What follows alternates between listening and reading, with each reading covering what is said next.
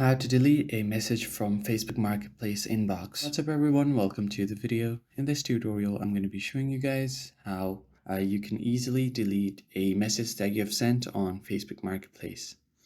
First thing first, you want to open your Facebook app.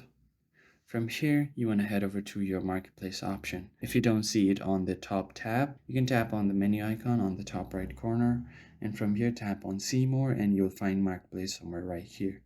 Tap on it to open your marketplace and you will see all of these items that are on your marketplace near you. So you can just tap on this profile icon at the right side of your screen, right beside the search icon, and it will take you to your profile section on your marketplace.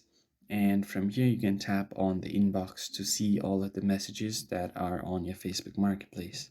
Now here you'll find all of these settings. Now, once you open your chat, all you have to do is tap and hold on your message. Tap on this more icon, and here you will see an option to unsend. So just tap on unsend, and it will remove your message. And once you do this, all of the messages that you want to remove, you can do it like this, and it should be removed from your inbox.